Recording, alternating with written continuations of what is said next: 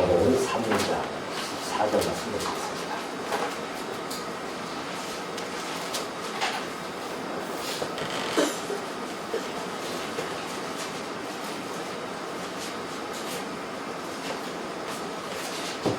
마가복음 3장 13절부터 보겠습니다.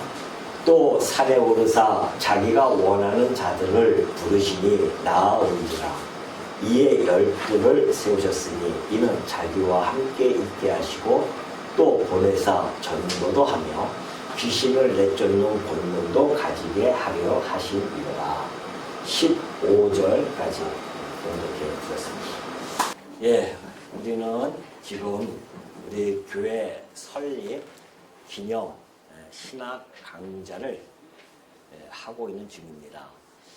그 중에 오늘 이제 마지막 시간입니다. 그동안 우리가 몸담고 있는 교회에 대하여 여러 가지로 살펴봤습니다.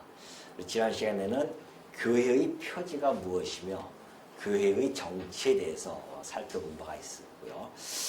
오늘은 이제 그 마지막 시간으로 교회의 직원과 그리고 교회의 권세라는 내용을 가지고 좀 마무리를 짓고자 합니다. 예수 그리스도께서는 이 교회에 직원들을 세우십니다.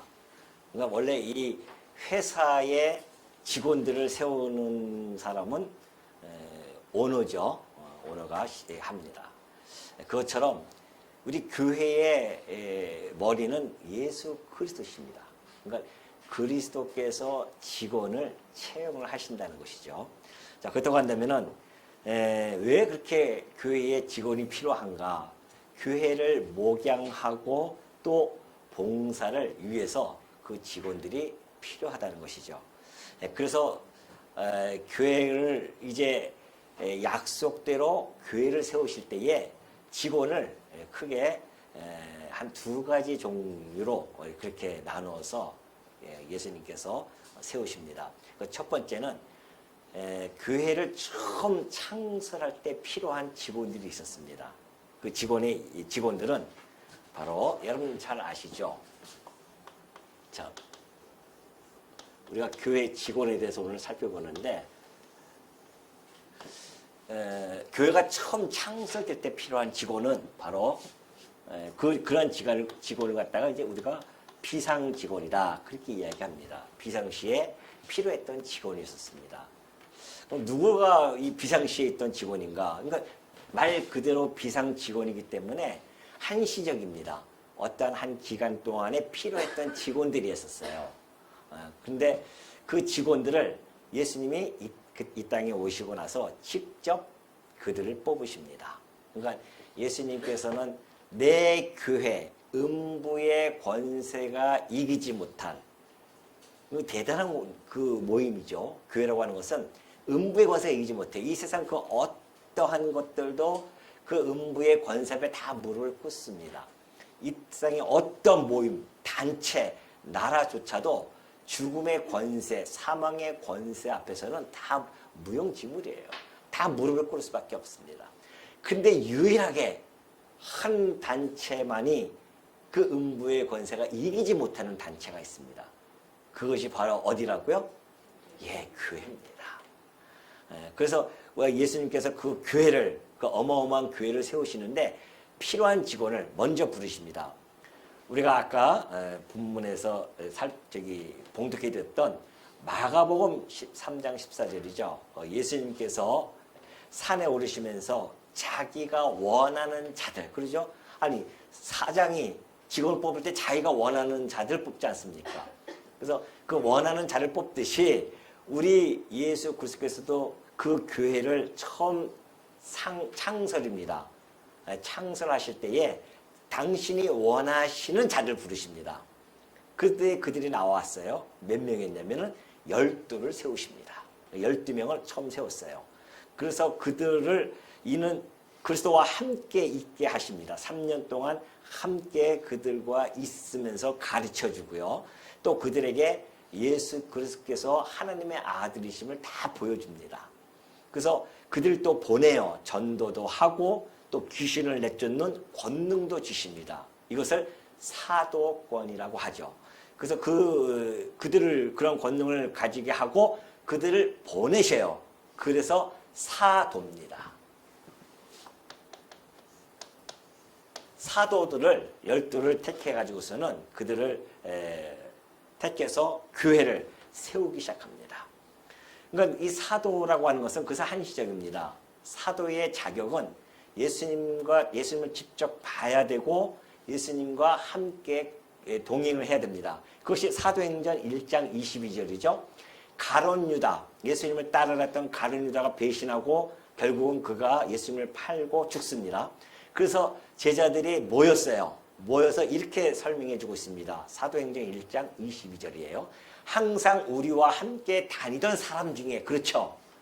항상 우리와 함께 다녀야 돼요. 예수님을 따라다니면서 함께 다녀야 됩니다. 그 중에 하나를 세우자. 한 명이 이제 고갈됐으니까 한 명 다시 세워야 된단 말입니다. 그래서 우리와 더불어서 예수께서 부활하심을 증언할 사람이 있어야 됩니다. 그러니까 사도의 조건은 아까 얘기했듯이 예수님과 함께 지내야 되고 예수님의 그 모든 표적들을 보고 가르침도 받을 뿐만이 아니라 또 부활하신 그리스도를 봐야 됩니다. 그래야 증인이 되어져요. 증인은 보지 않은 것을 이야기할 수는 없습니다. 직접 부활하신 그리스도를 만나보고 증인이 되어져야 돼요. 그래서 예수께서 부활하심을 증언할 사람이 되게 하여야 하리라. 그래서 한 명을 뽑죠. 그래서 12명을 채웁니다. 그래서 이들이 바로 사도들이에요. 바울도 역시 사도입니다. 왜냐하면 예수님이 직접 만나서 불렀어요. 그리고 너 가라. 널 내가 이방인의 사도로 쓰겠다 하면서 보내지 않습니까? 그래서 바울도 역시 사도입니다. 그러니까 지금은 사도가 있을까 없을까요? 없죠. 예수님을 직접 본 사람 아무도 없습니다. 예수님과 함께 먹고 자고 하는 사람 없고요. 예수님부터 가르침을 받은 사람 없습니다. 그러니까 지금은 사도가 없어요. 그래서 이때에 필요한 직원이었기 때문에 비상 직원이다. 그렇게 이야기를 하는 겁니다.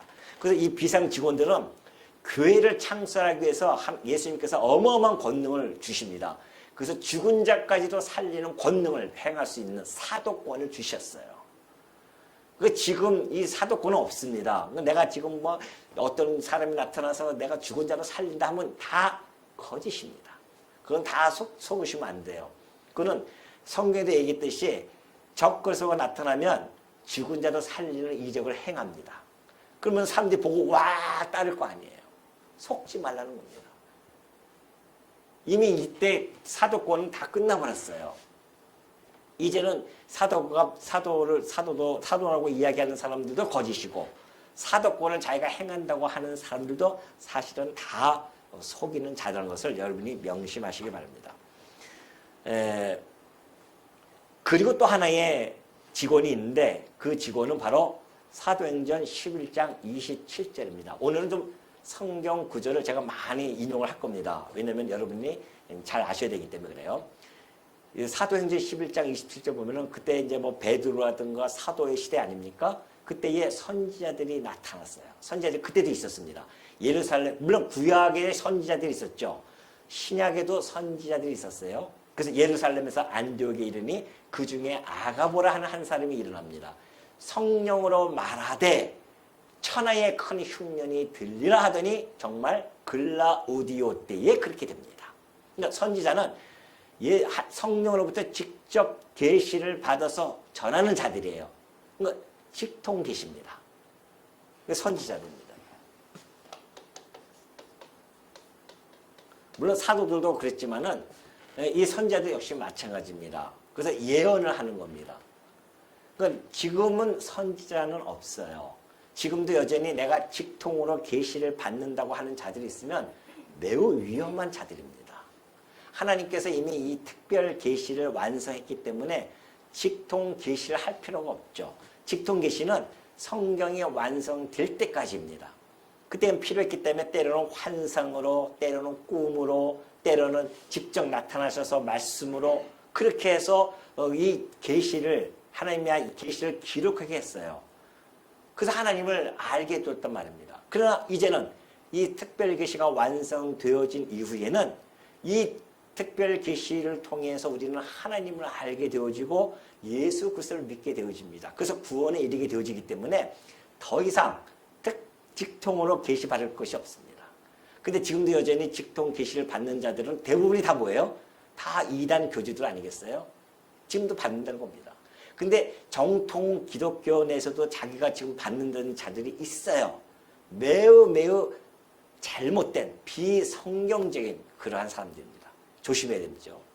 지금도 선지자 없습니다. 다 그 비상 직원이에요. 그래서 또 하나의 직원들이 있습니다. 이제 전도자라고 하죠. 사도행전 21장 8절을 보면 이튿날 떠나 가이사에 이르러 7 집사를 맨 처음에 뽑았죠. 그 7 집사 중 하나인 전도자 빌립이 있습니다. 근데 여기다가 전도자라고 이렇게 붙여줬어요. 그 전도자 빌립이 있었고요. 또 디모데 후서 보면은 그러나 너는 모든 일에 친중하여 고난을 받으며 전도자의 일을 하며 그래요. 그 디모데입니다. 디모데에게도 전도자의 일을 하고 직무를 다하라고 합니다. 그러니까 이때 당시에 잠시 있었던 지금의 우리 전도사 이거하고 다릅니다. 뭐 신학교 다니면서 전도사 부르는 그거가 달라요. 전도자라고 하는 이 직분이 있었어요. 이 전도자들이 하는 모습 보면은 사도들을 수행합니다.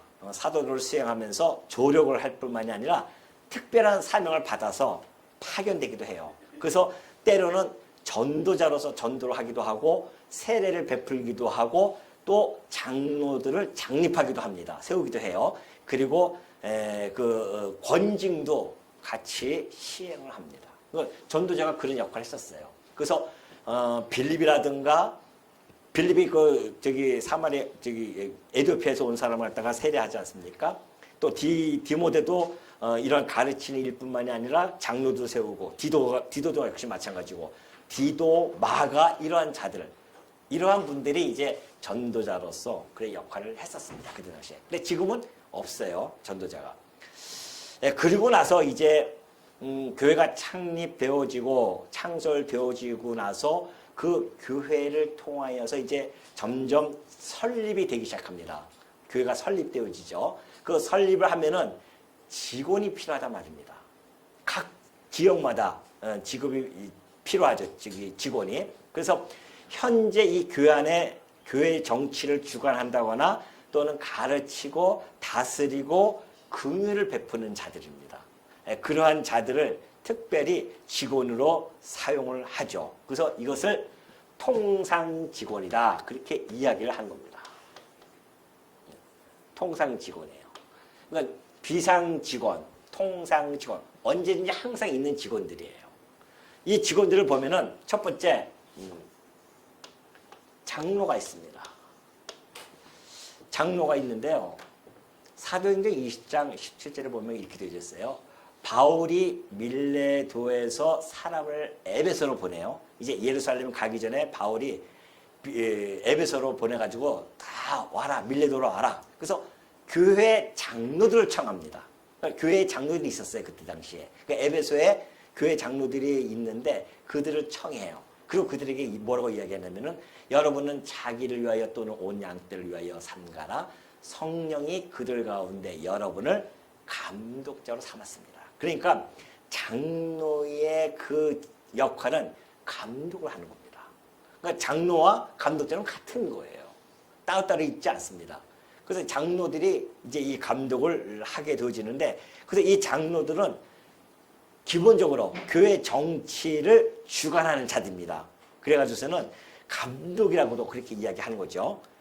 물론 목사도 이 장로 안에 포함이 되어져 있습니다. 동등해요. 그러나 기능상 달라요. 뭐와? 가르치는 장로입니다. 그러니까 목사들은 가르치는 장로로서 다스리는 장로와 또 나눠져서 그렇게 구분이 되어지죠. 그래서 여기서 이제 구분되어지고 이제 목사입니다. 이 장로, 같은 장로예요. 근데 뭐라고 하냐면은 여기는 다스리는 장로, 곧 치리 장로, 목사는 가르치는 장로, 이렇게 나눠지는 겁니다. 근데 그 목사라고 하는 단어가 있어요. 에베소서 4장 11절 보면 딱 한 번 나옵니다. 성경에. 그가 어떤 사람은 사도로, 어떤 사람은 선지자로, 어떤 사람은 복음 전하는 자로, 어떤 사람은 목사와 교사로 삼으셨다고 그랬어요. 그러니까 예수님이 올라가시면서 은사를 주어서 이렇게 삼으십니다. 그래서 목사와 교사인데, 교사는 뭐 따로 있는 것보다는 목사의 그 직무가 가르치는 거예요. 그래서 목사인 교사, 이런 의미를 가지고 있습니다. 그래서 목사라고 하는 이 직분을 줘서 교회의 말씀을 가르칠 수 있도록 그렇게 한다. 또 하나는 사도행전 6장 2절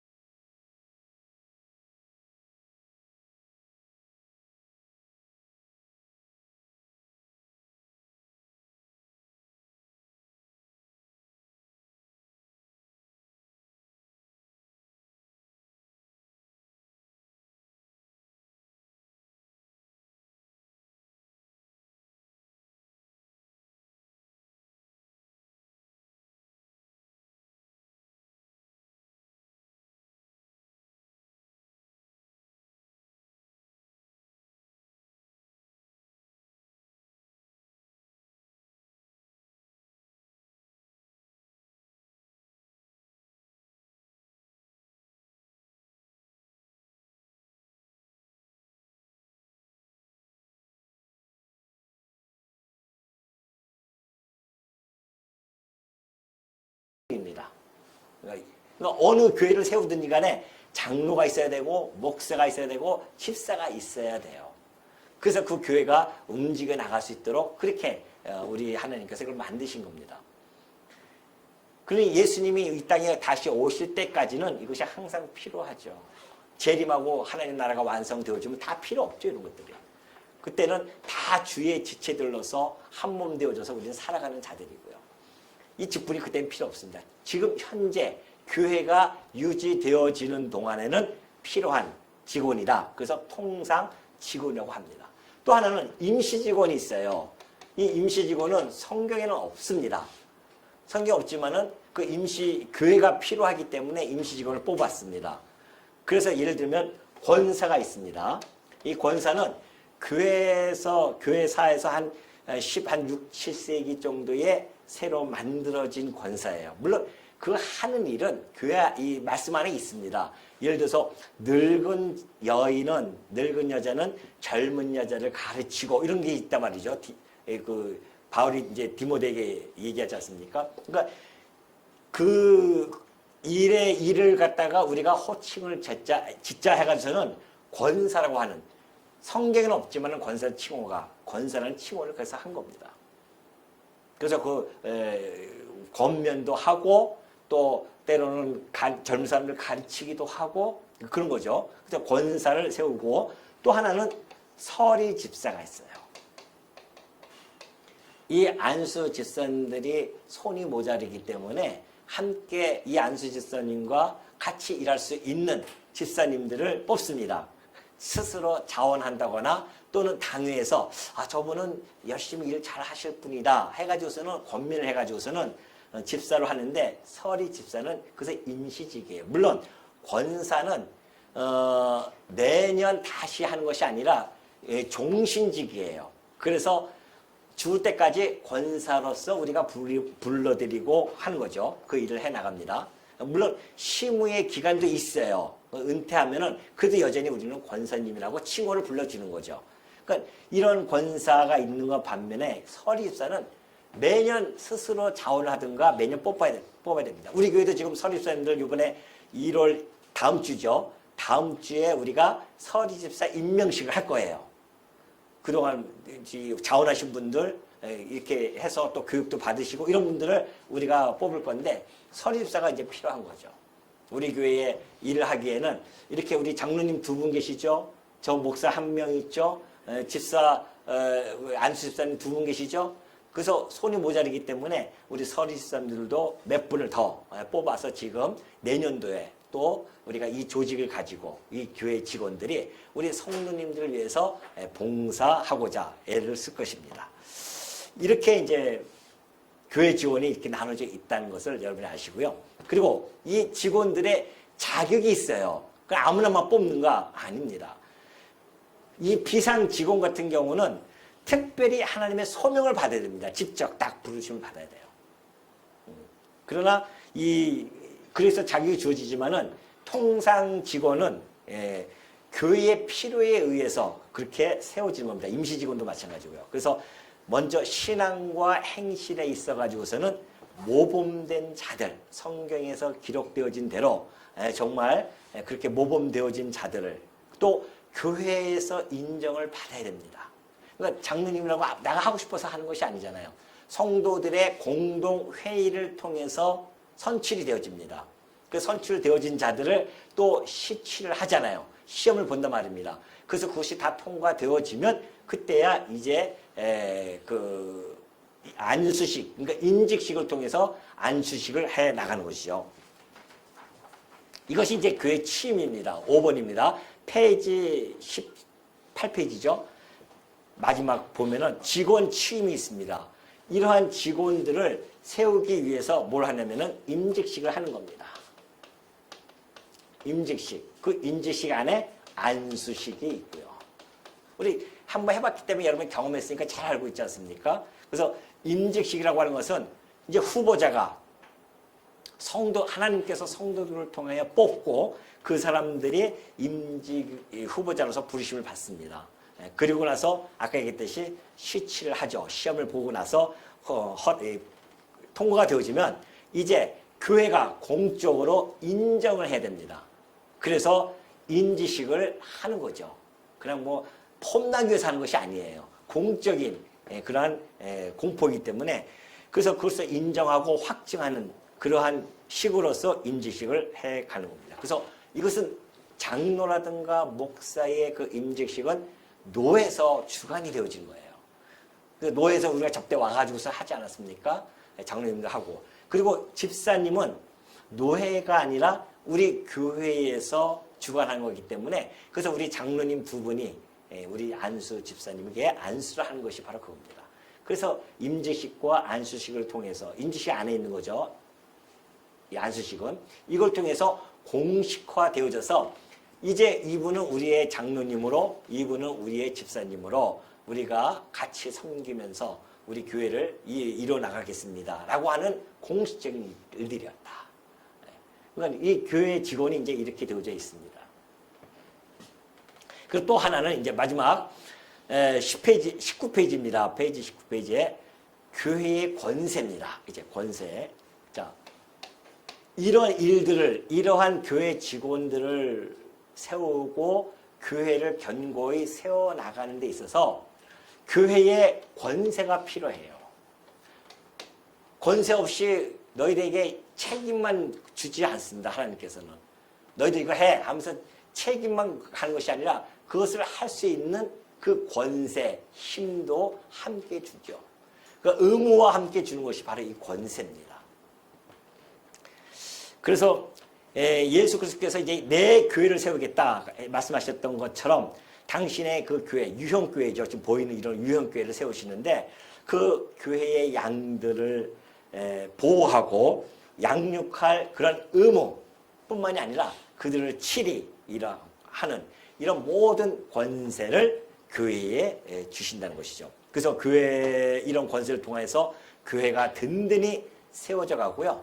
그리고 복음을 전파하는 데 있어서 매우 효과적으로 할 수 있도록 그렇게 이 권세를 주신 겁니다. 그러나 이 권세는 세상 권세와는 전혀 다릅니다. 세상 권세는 군림하고자 하는 권세입니다. 그러나 교회 권세는 군림하는 것이 아니에요. 오히려 진리 위에 서서 성도를 섬기는 그런 권세입니다. 그래서 그 성도를 잘 양육하고 잘 보살피고자 하는 그 일을 담당할 수 있도록 우리 주님께서 이 직원들에게 이러한 권세를 주신 겁니다. 그러니까 이 권세는 성도들을 섬기는 권세예요. 사랑으로 섬기는 권세입니다. 그러니까 우리가 얘기할 때 그러잖아요. 목사님 어느 교회 섬기십니까? 그렇게 이야기하고 장로님은 어느 교회 섬기십니까? 그 이야기는 교회를 섬기기 위해서 교회 직원을 뽑은 겁니다. 자, 그렇다고 한다면 이 권세, 자, 교회 권세를 보면은 먼저 원천이 있습니다. 그럼 교회 권세의 원천은 어디서 나오는 건가? 세상의 권세는 뭐 우리가 잘 알다시피 뭐 헌법에도 있지만은 어디서부터 나옵니까? 네? 예, 민주주의인데 이 권세가 어디서부터 나옵니까? 국민으로부터 나오잖아요. 국민이 주권이다 해가지고서는 국민으로부터 나온다. 요즘 뭐 한참 계엄령 때문에 더 공부를 좀 잘하고 있지 않습니까? 모든 국민으로부터 나온다. 주권은, 권세는 그렇게 되어 있습니다. 그러나 교회는 전혀 다릅니다. 인간이 주어지는 권세가 아니에요. 우리가 장로님을 세웠다고 내가 장로님 뽑았어. 그러니까 내가 장로님에게 주는 권세야. 천만의 말씀입니다. 그 권세의 원천이 있습니다. 자, 그 권세의 원천은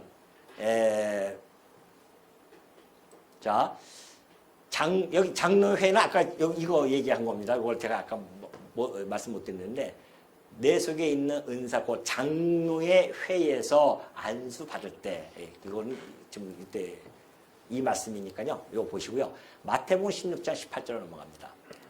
자, 여러분 잘 아시는 말씀이죠. 예수님께서 또 내가 내게 이르노니 너는 베드로라. 내가 이 반석 위에 내 교회를 세우겠다 그랬어요. 우리 인간의 교회가 아닙니다. 당신의 교회를 세워요. 아까 얘기했듯이 음부의 권세가 이기지 못하는 거. 그러니까 음부의 권세가 왜 이기지 못하냐면 교회를 그리스도의 교회이기 때문에 그래요. 그리스도께서 사망의 권세를 깨고 이겨놨단 말입니다. 이 세상에 그 누구도 사망의 권세를 이긴 자가 없는데 오로지 하나님의 아들이신 예수님께서 3일 만에 부활하심으로 말미암아 사망 권세를 완전히 깨트려버렸어요. 무너졌단 말입니다. 그러니 음부의 권세 이기지 못해요. 이제는. 여러분이 그 음부의 권세가 이기지 못하는 그 교회의 구성으로 쓰면서 우리가 모집되어지고 살아가고 있지 않습니까? 그러면서 우리 주님께서 내가 천국 열쇠를 준다고 했어요. 천국 열쇠는 곧 교회의 열쇠 또는 지식의 열쇠라고 그렇게 이야기합니다. 그걸 천국에 갈 수 있는 지식 뭐예요? 주는 그리스도시요 살아계신 하나님의 아들이십니다라고 하는 그 고백을 하는 자들은 천국의 문이 열려지는 겁니다. 아무나 가는 것이 아니라 그 고백을 해야 돼요.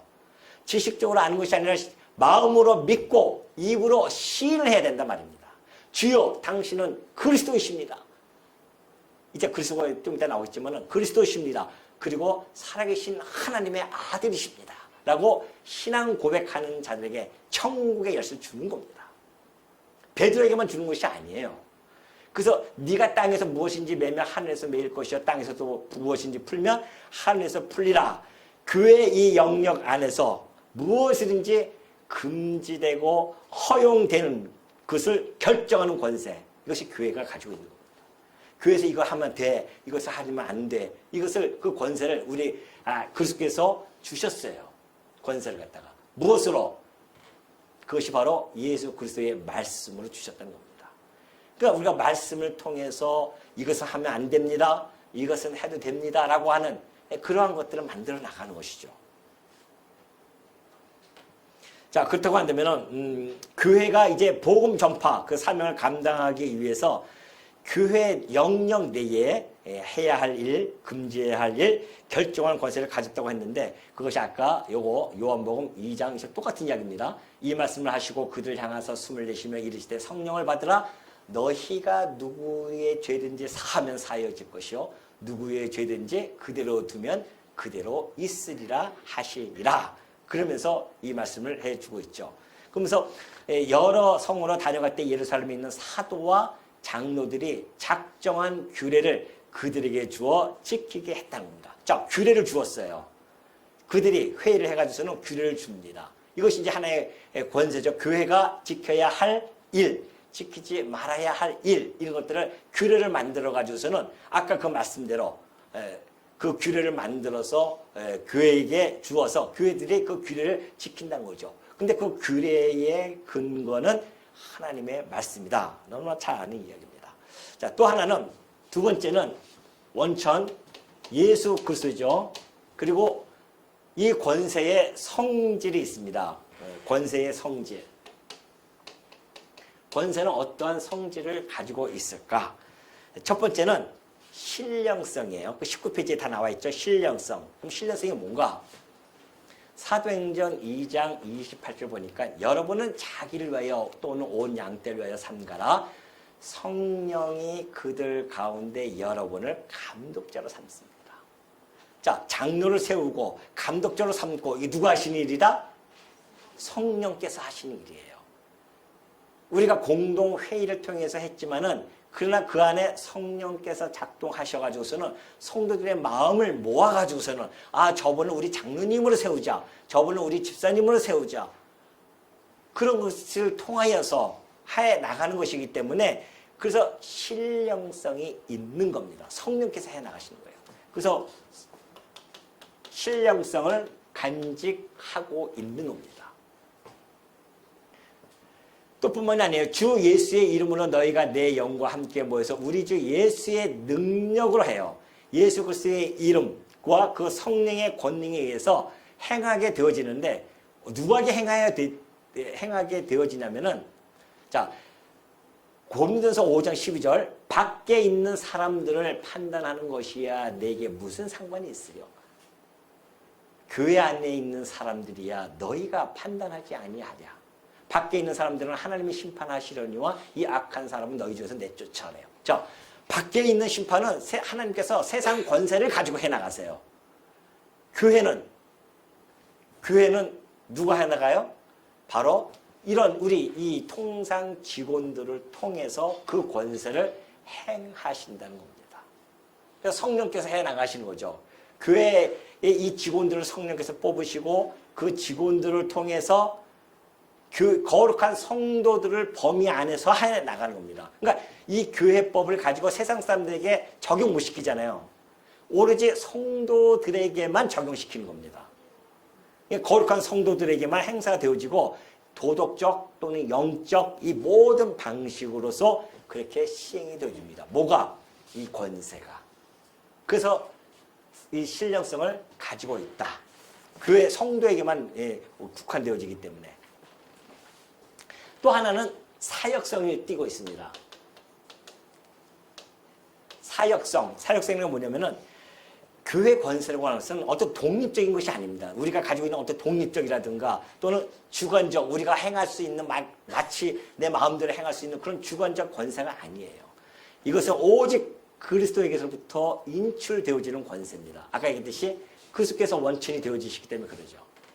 그래서 그분이 우리를 당신의 이 직원들을 뽑으셔요. 성령을 통하여 아까 뽑으셨다고 했죠. 성령을 통하여 뽑으셔가지고서는 우리를 통해서 역사를 해 나가십니다.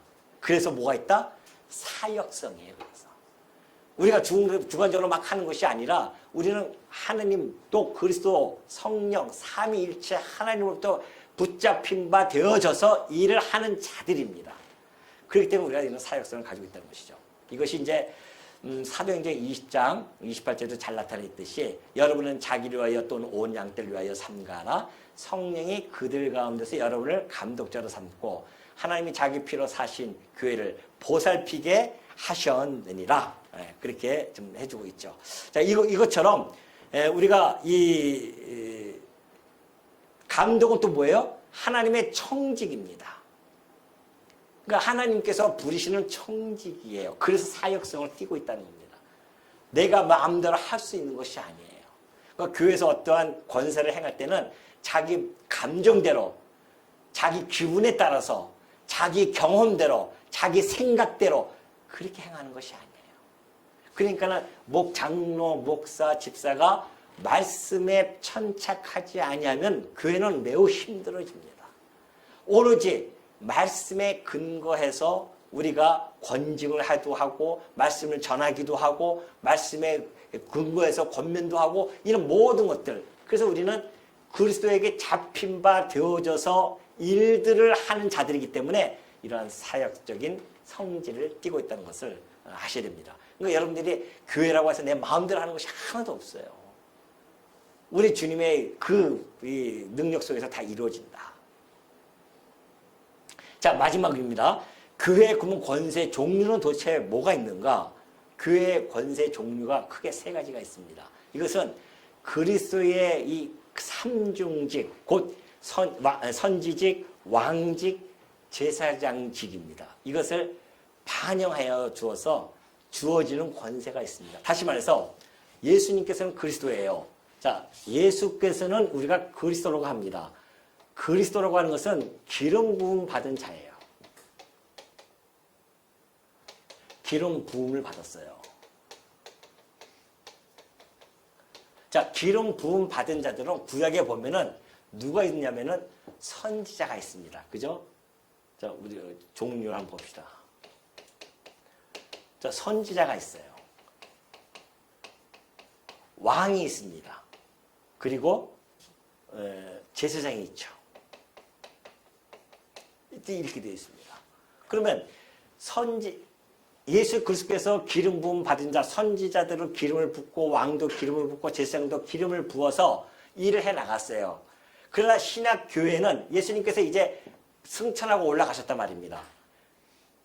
그러니 예수님께서 그 교회를 다스릴 때에 예수님 직접 오셔서 다스리면 얼마나 좋겠습니까? 그러나 온 세계에 교회가 있는데 어떻게 그걸 할 수 있겠어요? 그래서 성령을 보내신 겁니다. 그리고 그리스도의 이 삼중직, 그리스도라고 하는 이 삼중직을 교회에게 그 삼중직의 기능을 부여하십니다. 기능이에요. 선지자로 직임을 주시는 것이 아니에요.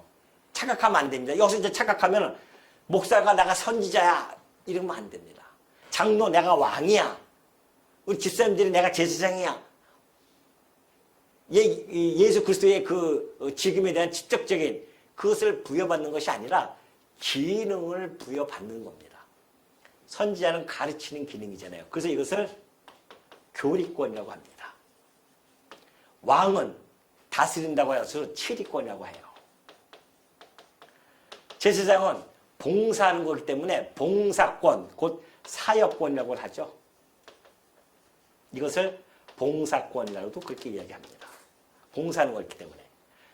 그러면 왜 교회에게 이런 권세를 주시는가? 이 교리권, 치리권, 사역권 이런 권세를 왜 주시는가? 이거 없으면 일을 해나갈 수가 없습니다. 이 직원들이 뭘 가지고 일을 하겠어요? 이 권세 없이는 일을 해나갈 수가 없어요. 그래서 이 권세를 주시는 건데 먼저 이 교리권, 곧 가르치는 권세죠. 하나님의 말씀을 수호하고 그 진리를 전승하는 것입니다. 사도행전 20장 28절 보면 그래요. 여러분은 자기를 위하여 또는 온 양떼를 위하여 삼가라. 성령이 그들 가운데 여러분을 감독자로 삼았어요. 목사죠. 장로들. 하나님이 자기 피로 사신 교회를 어떻게 보살피게 했단 말입니다. 왜요? 바울이 그래요. 내가 떠난 후에 반드시 사나운 일이 나타날 거라. 그래서 여러분에게 들어와서 그 양떼를 아끼지 아니하며 또한 여러분 중에서도 제자들 끌어 자기를 따르게 해요. 예수 그리스도를 따르게 하지 않고 자기를 따르게 한단 말입니다. 그래서 어그러진 말을 해요. 속이고 속이는 말하고 거짓말을 하고 그런 자들이 일어날 줄 내가 안다. 그러므로 여러분이 일깨어 내가 3년이나 밤낮 쉬지 않고 눈물로 각 사람을 훈계하던 것을 기억하라는 겁니다. 그러니까 교리권을 갖추신 이유는 진리, 수호입니다. 진리를 수호하라고 주신 거예요. 하나님이 주신 이 말씀을 우리가 수호해야 됩니다. 그래서 디모데전서 1장 3절도 보면 그러잖아요. 바울이 내가 마게도나로 갈 때에 너를 권하여 에베소에 머물라 한 것은 어떤 사람들을 명하여 다른 교훈을 가르치면 안 됩니다. 교회는 다른 교훈을 가르치면 안 돼요. 자기의 사상을 가르치면 안 되고요. 철학을 가르치면 안 되고 자기의 경험을 가르치면 안 됩니다. 오로지 하나님의 말씀만 가르쳐야 돼요. 이것이 교회가 해야 할 일이죠. 이 진리를 수호하고 전승하는 일.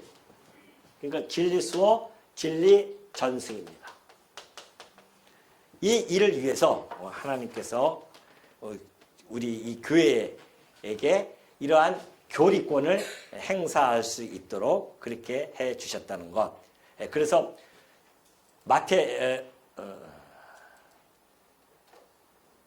바로 여기서 다른 거는 가르치지 말라 그런 이야기가 바로 하나님의 말씀만을 전달해야 된다. 그래서 교회는 죄인의 이 회심 그리고 성도들의 건덕을 도모하기 위해서는 하나님의 말씀을 잘 가르쳐야 됩니다. 그래서 말씀 전파와 함께 또 성례도 잘 시행해야 되겠죠. 그래서 때로는 신조와 신앙 고백문들을 잘 작성을 해가지고서는 가르쳐야 됩니다. 그래서 형제들아 내가 너희에게 전한 복음을 너희에게 알게 하노니 고린도전서 15장 1절이죠. 이는 너희가 받은 것이요 또 그 가운데서 선 것이라. 너희가 만일 내가 전한 그 말을 굳게 지키고 바울이 전한 그 말을 굳게 지키라는 겁니다. 그래서 헛되이 믿지 아니었으면 그런 말미암아 구원을 받을 것이다. 또 내가 많은 증인 앞에서 내게 들은 바를 충성된 사람에게 부탁하라 그래요. 그러니까 교리권을 가지고서는 우리는 신조라든가 그리고 신앙 고백문을 작성해 가지고서는 성도들로 하여금 이단 사상에 물들지 않도록 그렇게 우리는 끊임없이 그렇게 가르쳐야 되고 그리고 신앙 고백서를 작성해야 되고 신앙 고백을 해야 됩니다. 우리가 오늘도 예배 드리기 전에 왜 사도신경이라고 하는 것을 통하여 신앙 고백을 합니까?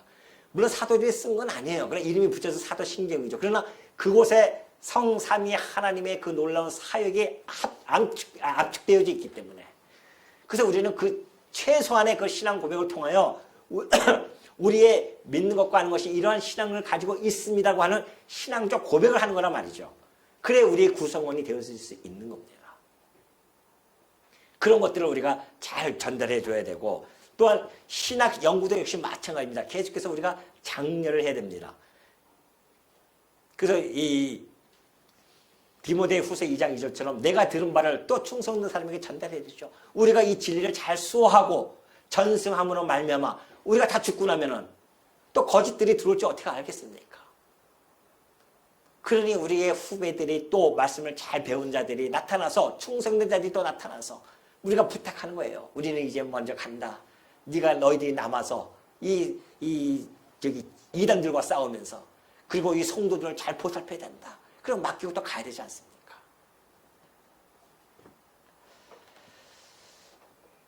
두 번째는 치리권이죠. 질서를 유지하는 권세입니다. 그리스도의 이거 왕직을 반영시키는 겁니다. 그래서 교회의 질서와 순결을 유지하는 그러한 권세를 말하는데요.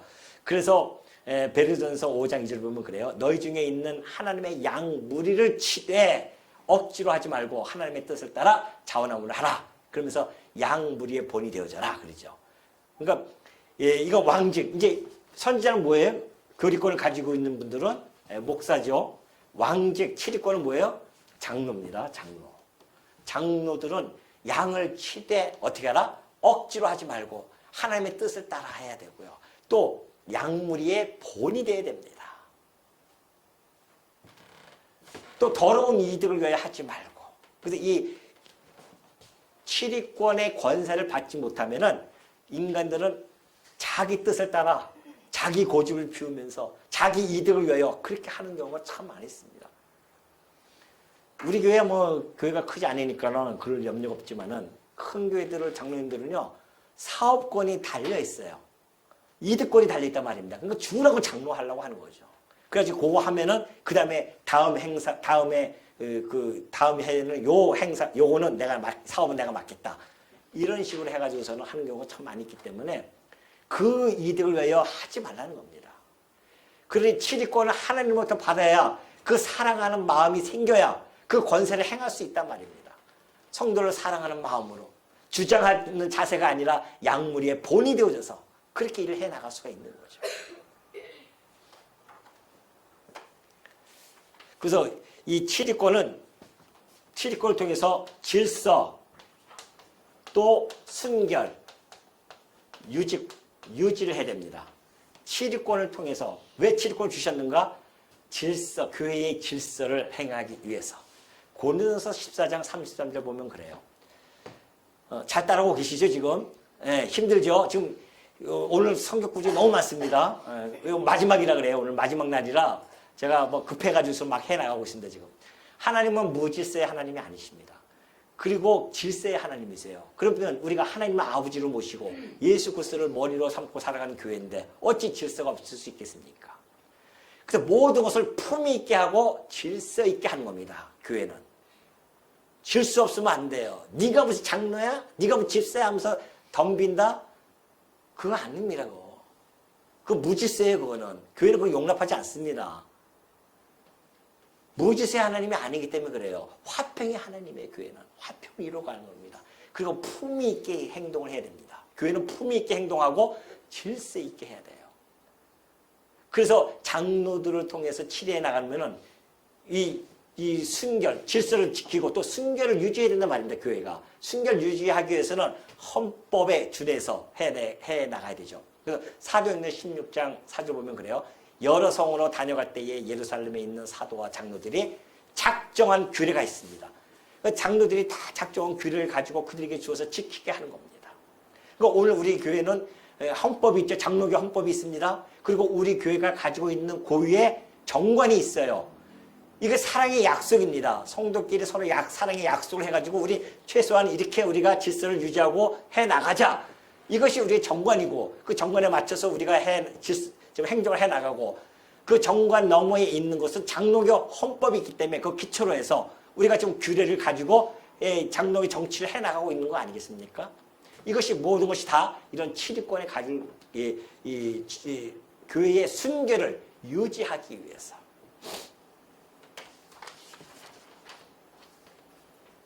교리적으로나 도덕적으로나 순결 유지를 위해서 또는 이단자와 범법자를 축출 혹은 권징을 하기 위해서는 치리권이 있는 겁니다.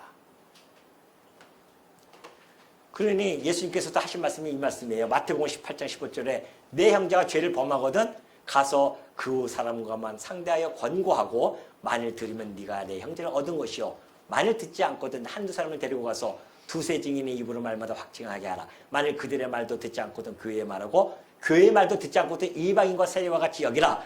누가 이 편지에 한 우리말을 순종하지 아니하거든 그 사람은 지목하여 사귀지 말고 그로 하여금 부끄럽게 하라.